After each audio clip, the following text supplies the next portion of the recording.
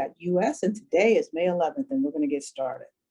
All right, so the presentation is 20 to 25 minutes, followed by Q&A. Usually we finish in about an hour. You can actually put your questions in the chat or in the Q&A, and you can begin to do that now if you would like to, if you have it.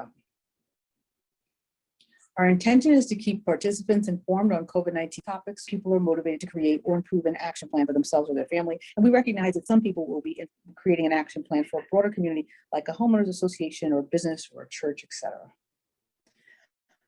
Globally, we've hit 160 million cases of COVID-19 with 3.3 million deaths. In the United States, we will, by probably Thursday, have 600,000 dead.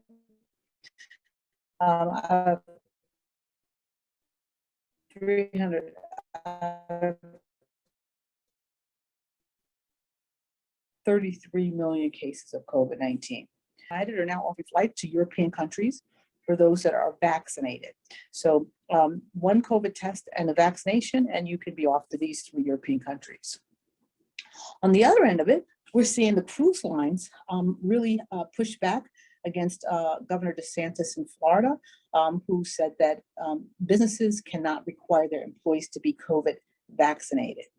Norwegian Cruise Line has threatened to cease all Florida cruise stops regarding this ban on businesses.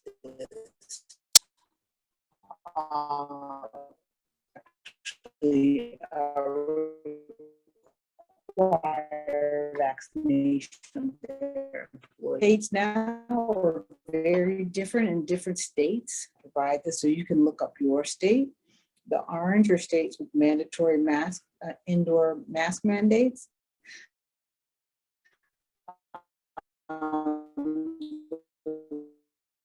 Blue states have no restrictions.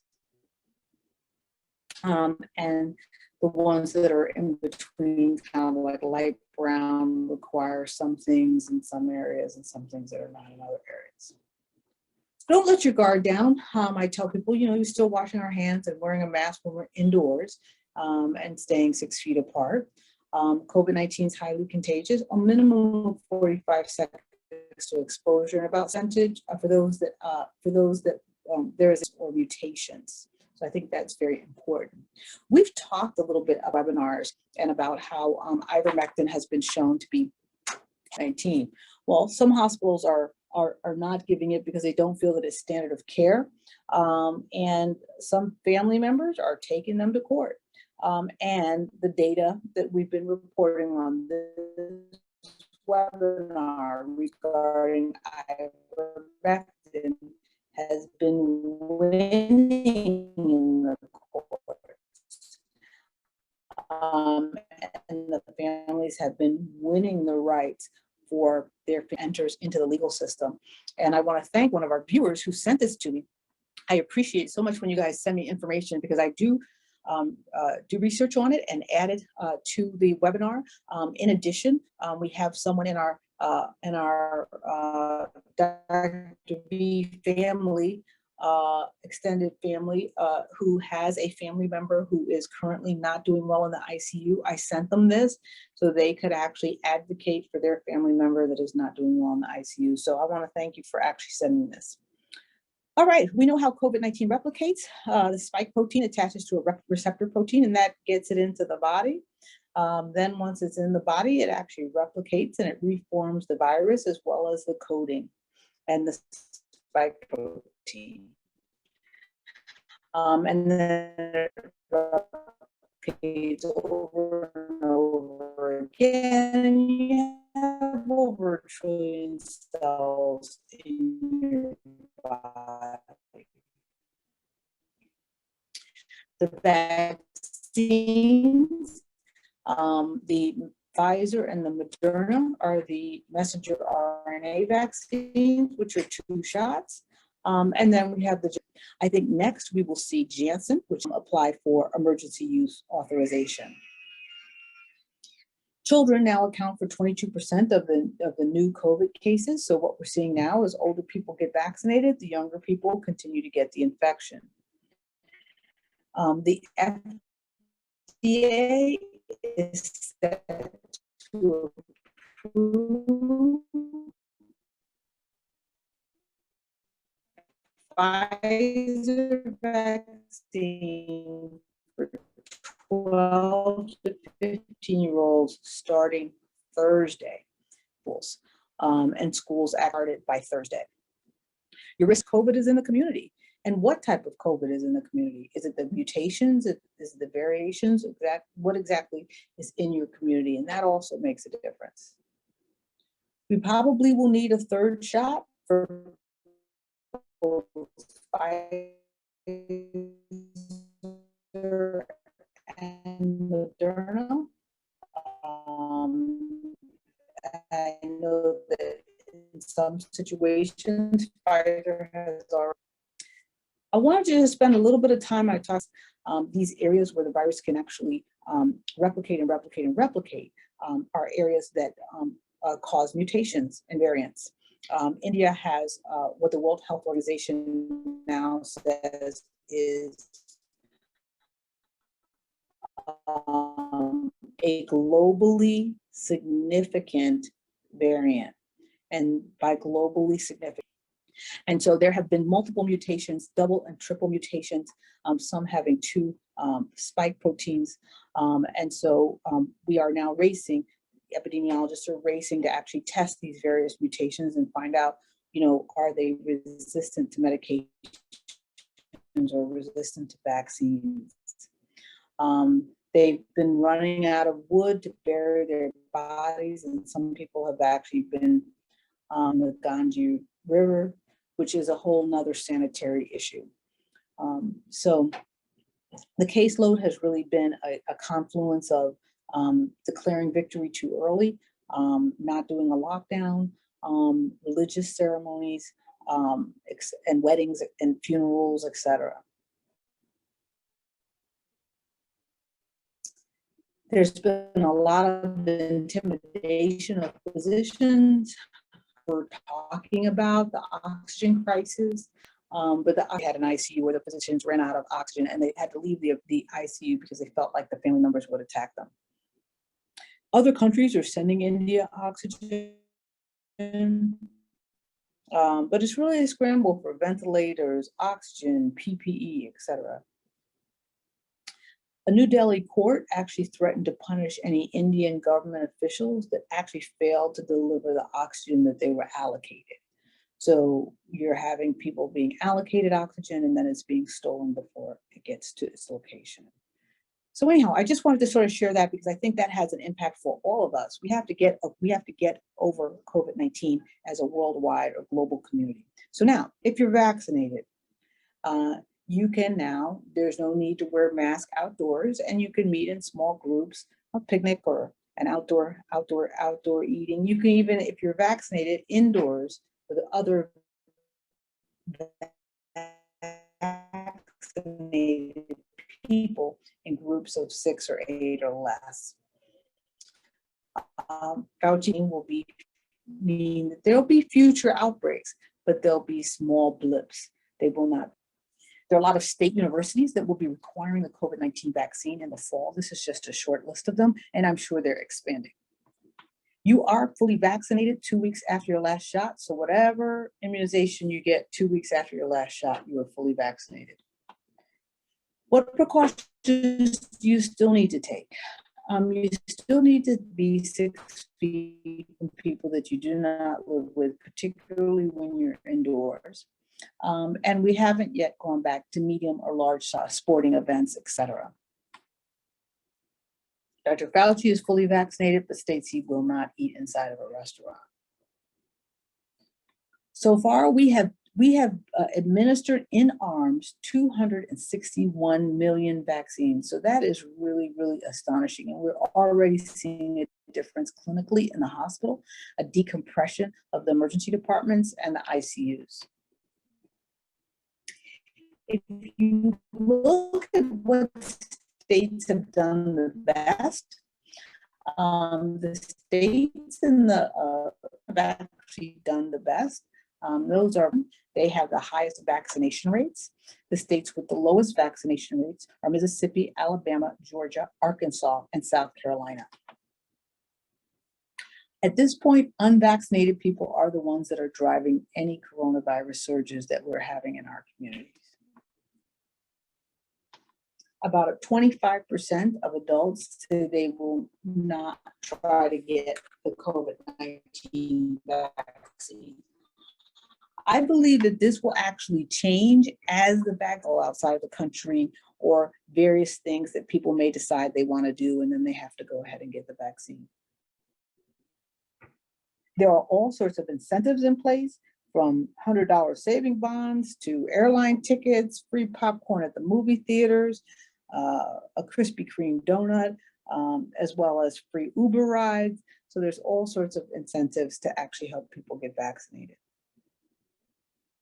If you have a family member or friend that is hesitant to get vaccinated, you want to encourage them to talk with their doctor, and you want to actually remind them that medical professionals have researched this, and that qualified people have studied the vaccine. I know there are some people too that are concerned about the fact that it has emergency use authorization and not full use authorization. I remind people that Pfizer is actually applying for full use authorization in the next week or two. So I suspect there will be full use authorization within the next 30 days. Then I also remind people that COVID-19 is way more serious than any side effect from the vaccine. You're helping other people, and you're allowing yourself to get back to normal quicker. Herd immunity could, but we're going to have to stay vigilant. It's going to be important that people actually keep up on their immunization status, whether or not it's a second or third shot. All right, so basically, you get lungs, pancreas, intestines, thymus, bones, tendons, cornea, skin, heart valves, nerves, and veins. So kidneys are by far the most commonly transplanted organ. There's very different types of grafts. An autograft is one that you give yourself. So that would be like a person that actually goes for bypass surgery for his heart. Allograft is between two genetically non-identical members of the same species. So that would be the normal type of kidney transplants that we're actually seeing. Isograft is with identical twins. Xenograft is from one species to another. Split transplants is where you take, for instance, a liver, and you may split it and then give the liver from one person to two recipients. And then domino transplant is what occurs with cystic fibrosis. The first transplant was really in 1908 of the knee, and 1909 of the kidney, which was an animal to a human. And as you can see here, this is how transplant has progressed over time. It really became mainstream, I would say, starting in the 2000s.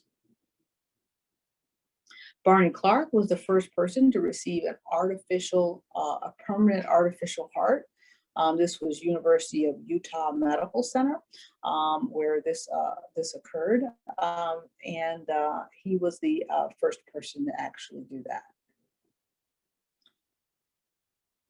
The first ever successful transplant of an organ was done at Brigham Young in 1954 by Dr. Joseph Murray, and he received the Nobel Prize in Medicine for a successful kidney transplant. So how do you match people? It's really important that they're matched by blood type, body size, severity of condition. Distance is important. How far is the donor and the patient from each other? And also waiting times. So these are some of the things that are considered. And again, we can talk about this a little more when we have the patient conversation on Thursday. Is the most basic way. Anybody with O blood can be a universal donor. So somebody with O blood can only receive O blood, or an organ from an O person, but someone who is donating an organ who has O type blood can donate to everyone. So this kind of shows if you have someone that has O, they must have O. If they're A, then they can have A or O. If they're B, they can have B or O. And if they're AB, they can have all types. They are a universal receiver. I had a couple of questions about transplants and by race. So I added in this slide. And as you see, African Americans and Hispanics are more likely to be type O blood, which means that we are more likely to be universal donors. So we are more likely to be able to donate to anyone. How are hearts matched? Now, hearts are matched because this organ, hearts and lungs, can only survive about 4 to 6 hours. So this really is about location and where is the donor and where is the recipient and how close are they to each other. Then the other thing that is actually considered is body size, because you have to fit the heart and lungs into the actual cavity. Lung allocations use lab tests from and highest on the livers are a little bit different. Liver transplants are scored using a different mechanism. It's called an MELD or a PELD model. And that's for end-stage liver disease. And a liver can actually be cut into two and can actually be given to two people, and it can remain outside of the body for 12 to 15 hours. Kidneys are even more durable. They can actually remain outside of the body for 36 to 48 hours, and they are matched as well as a blood type and body size. They are matched on what they call HLA antigens, which are part of your DNA, and then also lymphocytotoxic cross-match, which basically means your lymphocytes won't actually attack the kidney. We discussed a little bit about the different areas, the different stages of kidney disease. And, you know, people get on the transplant list when they get to like stage 4 or stage 5, and their kidney disease seems to be irreversible. These are all of the factors that are sort of considered, or some of the factors, I shouldn't say all of them. These are all the factors that are actually considered and weigh into how do we distribute organs. There's waiting time, survival benefit, medical urgency. Also, people get a priority if they previously donated an organ and then need an organ, as well as distance from the hospital and obviously age. This just shows a little bit about how long these organs actually survive for. Again, heart and lungs survive for the least amount of time, and kidneys survive for the longest amount of time outside of the body. This just gives you an idea of how many people are on the waiting list versus transplants performed. So clearly the greatest need is in people that actually need a kidney.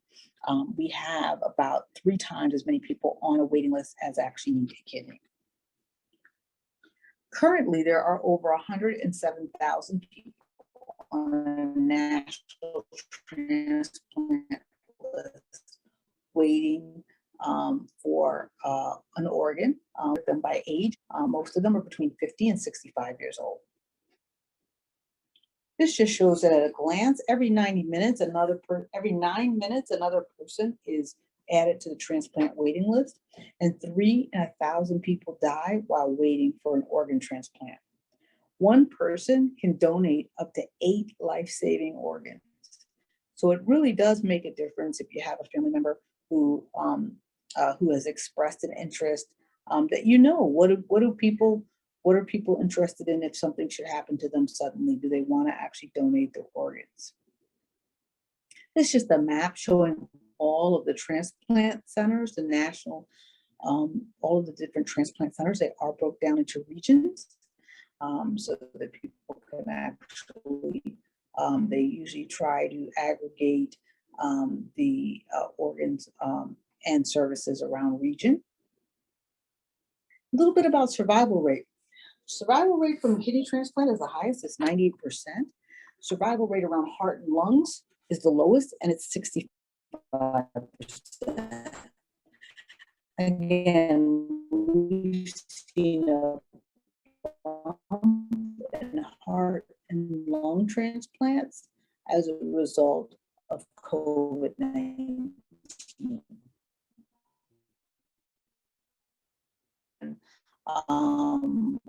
That participate in the whole system that is used to actually manage wait lists and actually get. And separately, and these specifically focus around tissue. So this is bone marrow, tendons, corneas, etc.